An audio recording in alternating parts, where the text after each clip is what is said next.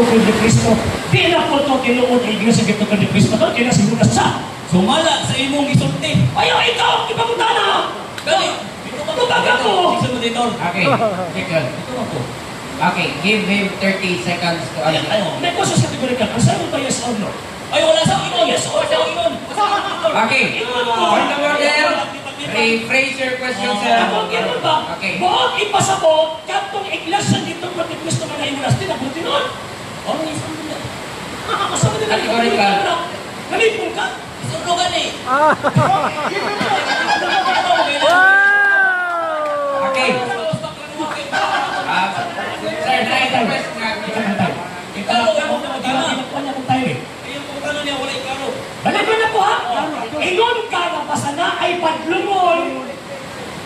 Tawag ining dili na tinuod ay hukaw na ang iglesia. O niya, katong mga kriminal o katong mga bisyoso, pareho silang imo ni Judas, padlungol gihapon. Ang question karon, katong unang iglesia dito mo ni Kristo, naaman to yung Judas usa. Di na to tinuod nun. Okay, sumala sa imong gisaysay. Tinuod dili. Dili ka ni. Okay. Sumala sa imong gisulti karon. Dili ba tinuod? Yes, dili na tinuod. Ano man? Oh, dili na tinuod, ano man?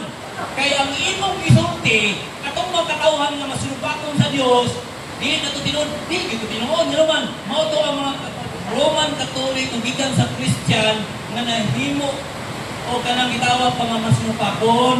Oh, mo na dili gito tinuod. Oh, taro na. So katong 12 ka mga apostoles kay Judas usa di na tinuod. Okay, sumala sa imong gisulti. Ikaw ba ikaw? Tubag ako ba? O kani, Ikaw sumala. dili. Sumala kasi gisulti dili gina tinuod.